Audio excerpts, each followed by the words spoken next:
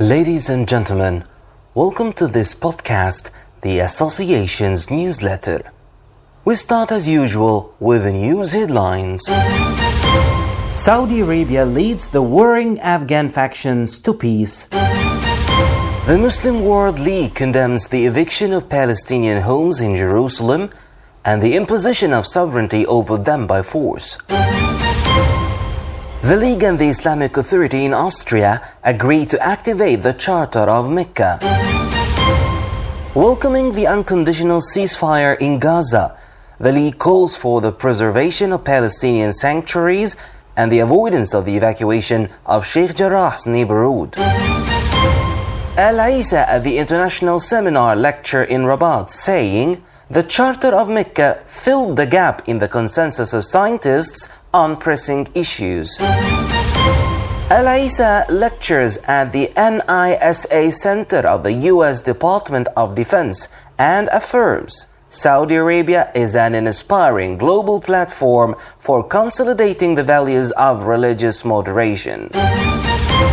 And during a joint symposium of the Center for Responsible Leadership, the Clinton Foundation and Hopkins University, Al-Issa stresses the role of religious and community leaders in the fight against drugs. Ladies and gentlemen, peace be upon you. The local and international arena witnessed remarkable activity by the Muslim World League and its Secretary General Sheikh Dr. Mohammed bin Abdul Karim Al-Issa to promote the League's message and its activities in spreading love, harmony, and peaceful coexistence among peoples. And now, for more details. The Kingdom of Saudi Arabia succeeded in leading the warring Afghan factions to reconciliation and consolidating peace in the Islamic Republic of Afghanistan, where senior scholars from Pakistan and Afghanistan gathered in Mecca to sign the historic Declaration of Peace in Afghanistan.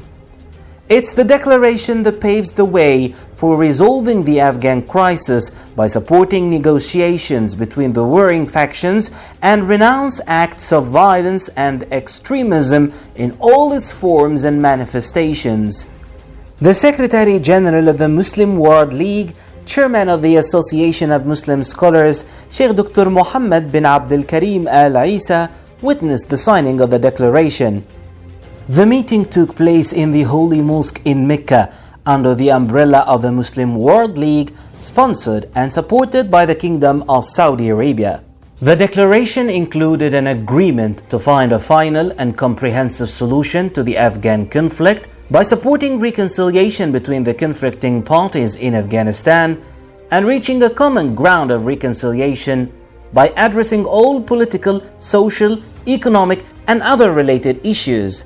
The scholars of Pakistan and Afghanistan extended their highest thanks and appreciation to the custodian of the two holy mosques, King Salman bin Abdul Aziz Al Saud, and His Highness the Crown Prince, His Royal Highness Prince Mohammed bin Salman Al Saud.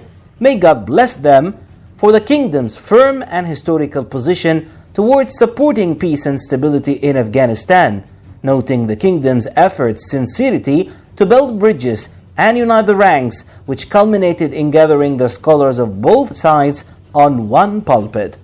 The assembled scholars were represented by Sheikh Dr. Noor Al-Haq Qadri, Minister of Islamic Affairs and Tolerance of Religions in the Islamic Republic of Pakistan, and Sheikh Muhammad Qasim Halimi, Minister of Hajj, Endowments and Guidance in the Islamic Republic of Afghanistan.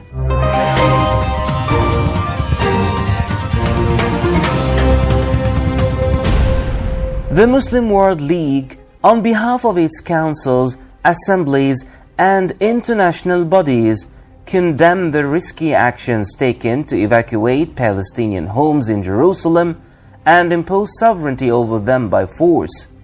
The League stressed that such a risk further complicates the chances of achieving a just and comprehensive peace for the Palestinian cause.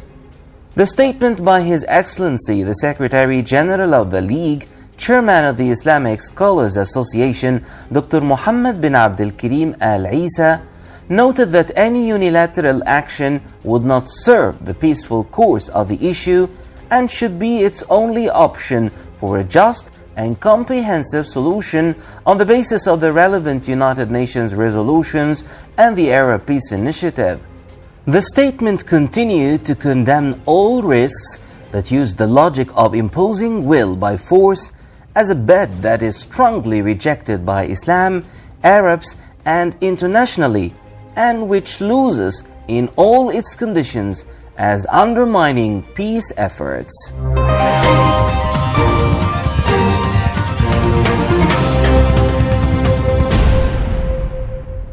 The League and the Islamic Authority in Austria agreed to activate the Charter of Makkah. His Excellency, the Secretary General of the Muslim World League, Sheikh Dr. Muhammad bin Abdul Karim Al-Issa, and Führerl, President of the Islamic Association of Austria, signed a memorandum of cooperation requiring activating the contents of the Charter of Makkah and translating it, submitting it to the parties concerned with civilizational communication, holding intellectual and cultural activities around it, seeking to incorporate it into educational programs, and encouraging discussion of it in the public space in line with the Constitution of the Austrian Republic.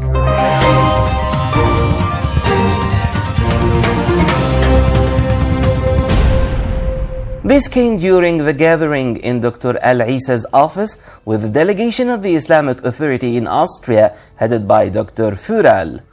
The memorandum focuses on the promotion of Islam and its principles of tolerance, the dissemination of mediocrity and moderation, fighting high costs, extremism, and Islamophobia, as well as the statement of Islam's position on extremist movements. It also addresses contemporary humanitarian issues and how best to address them. The parties agreed on the importance of serving culture and interest in the Arabic language within Austria. The parties agreed to coordinate participation in conferences, lectures, and programs of interest to Muslims, as well as to organize meetings with academics, intellectuals, and researchers of other cultures and civilizations, and to promote understanding and peace among peoples.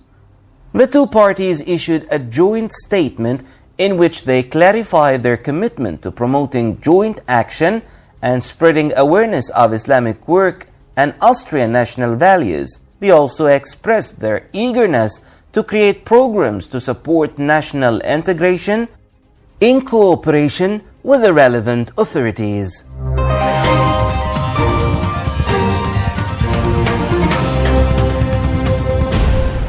Welcoming the unconditional ceasefire in Gaza, the League calls for the preservation of Palestinian sanctuaries and the avoidance of the evacuation of Sheikh Jarrah's neighborhood. The General Secretariat of the Muslim World League MLW welcomed the announcement of the unconditional ceasefire in Gaza and urged to exert further efforts to address the rights of the Palestinians. In an official statement, the League said, "The League followed with great interest the painful repercussions of the shooting and the calamities that resulted from it, which confirmed the failure of the concept of force and improvisation at a time when it was realized that it was the losing option." The League's statement, issued by its Secretary General, Chairman of the Association of Muslim Scholars, Sheikh Dr. Muhammad bin Abdul Karim Al-Issa, indicated that the League stresses the need to protect the holy sites in Palestine and avoid any evictions or provocation of the Palestinian population to prevent any further escalation.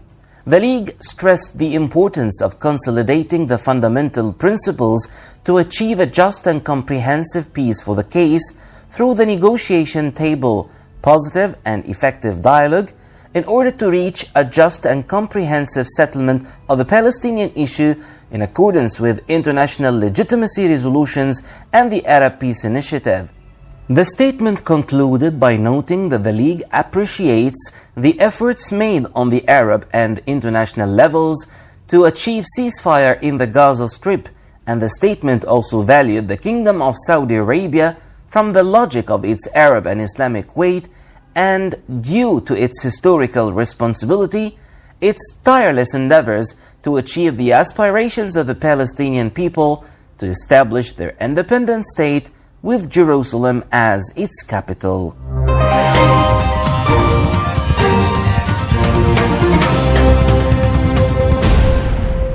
Al-Issa at the International Seminar Lecture in Rabat. The Charter of Makkah filled the gap in the consensus of scientists on pressing issues. The Secretary General of the Muslim World League, Chairman of the Association of Muslim Scholars, Sheikh Mohammed bin Abdul Karim Al-Issa, delivered a keynote lecture at the international seminar, The Charter of Makkah, Achievements and Prospects, organized by the Islamic World Organization for Education, Science and Culture, ISESCO, in cooperation with the Muslim World League, MWL, in the Moroccan capital, Rabat, in the presence of the Director General of ISESCO, Dr. Salim bin Muhammad Al-Malik, and a number of leaders of the organization, as well as Islamic and international religious and intellectual leaders. Al-Issa began his lecture by reviewing the most prominent features of the Charter of Makkah and what was characterized by its ideas, referring to examples of the manifestations of its celebration inside and outside the Islamic world, including the request of non-Islamic bodies to train its Islamic component on the content of the Charter, especially imams, preachers, and religious guides. His Excellency affirmed that the Charter reflected Islam's position on civilizational partnership and human coexistence, and its stance in general on a number of pressing contemporary issues. It carried a global scientific message with an informed Islamic horizon undertaken by nation scholars, as it was endorsed by more than 1,200 muftis and scholars and more than 4,500 Islamic thinkers from 27 sects, and denomination came from 139 countries. Al-Issa touched on the Charter's affirmation of the need to respect the existence of the other and to preserve the dignity and rights of the other. The Charter refers to the importance of an effective religious and civilization dialogue, while alerting to the negativity of summoning the tragedies of history that are attributed to their owners and not Islam or anything else. The Charter's keenness on developing Islamic societies, confronting corruption, rationalizing consumption, and preserving the environment. The Secretary General of the League also alerted to the Charter's interest in the rationalization of religious passion, especially among Muslim youth, lest it be launched without awareness or rationality, and stressed that the captors of some Muslim youth did not bet on anything like unconscious passion, and the Charter called in the family and official government and private institutions with relevancy to assume its awareness and immunization responsibilities. His Excellency added that the Charter of Makkah filled an important void in the consensus of Islamic nation scholars on pressing modern issues, and that it demonstrated the distinction of these scholars with their ability to unify their words despite their great sectarian diversity.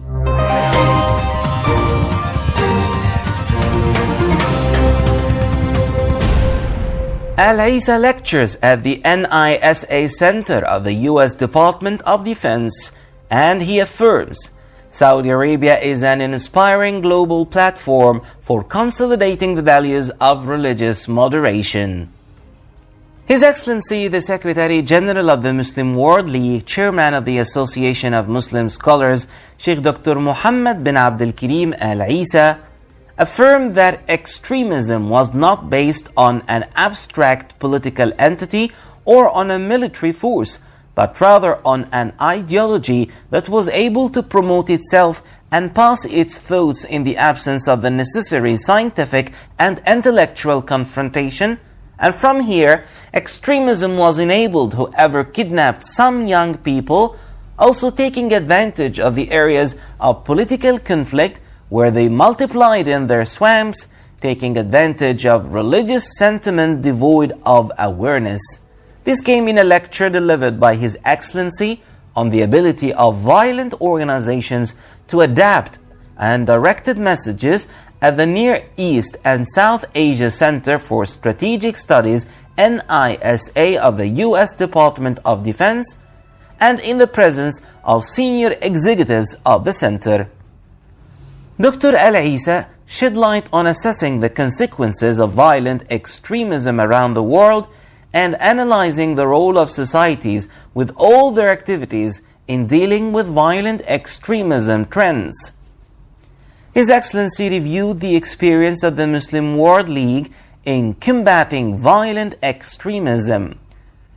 His Excellency focused on the fact that extremism has taken a long time to promote its ideology around the world without a strong scientific and intellectual confrontation, pointing out that extremism was not based on an abstract political entity, none, or on a military force, but rather on an ideology that was able to promote itself and pass its ideas in the absence of a scientific confrontation and the necessary intellectual, and from here he was able to kidnap some young people, taking advantage of areas of political conflict and taking advantage of religious sentiment devoid of awareness.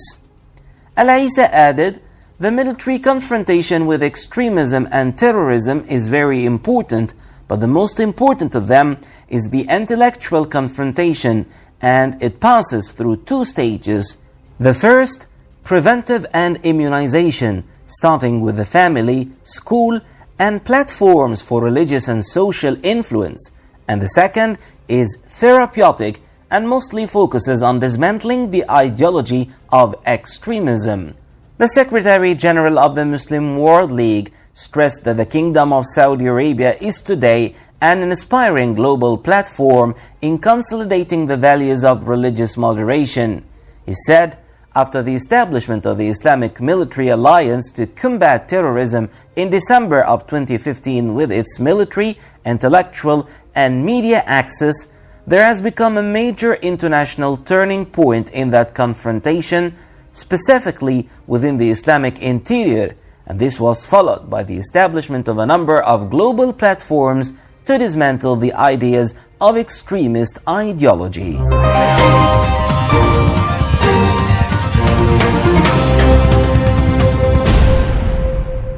During a joint symposium of the Center for Responsible Leadership, the Clinton Foundation, and Hopkins University, Al-Issa stresses the role of religious and community leaders in the fight against drugs. The Center for Responsible Leadership, the Bill Clinton Foundation, and the Johns Hopkins Bloomberg School of Public Health held an international symposium for religious and scientific symbols to discuss ways to combat drugs with the participation of His Excellency, the Secretary General of the Muslim World League, Sheikh Dr. Mohammed bin Abdul Karim Al-Issa, former U.S. President Bill Clinton, and Dean of the College, Dr. Elaine Mackenzie.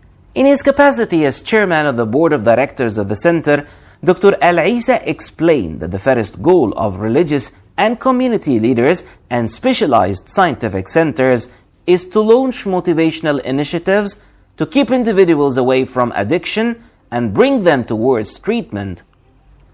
Al-Issa stressed the need to contain and help addicts, stressing the importance of the role played by followers of religions in spreading awareness of the seriousness of this destructive scourge. His Excellency pointed out that religious values urge everyone to help others, especially those who are weak and afflicted with drug addiction, and called for an open dialogue about drugs and the fatal catastrophic dangers that result from abuse, provided that this dialogue is not based on anger or an inferior view, stressing the importance of focusing on education and community awareness in all its specializations. Dr. Al-Issa indicated that linking abuse to shame and failure increases the complexity of the problem, and that nurturing care for those involved in this scourge is the correct behavior that everyone must abide by, stressing the importance of giving reassuring messages to addicts that motivate them to voluntarily request assistance with care and treatment. For his part, Bill Clinton indicated that the death rate among drug users last year reached 10 people per hour, stressing the need for concerted efforts to defeat addiction. Dr. Ellen McKenzie said, "Addiction is a major threat to society and requires urgent steps to be taken to address it, emphasizing the need for religious and scientific symbols to work side by side for a better drug-free tomorrow."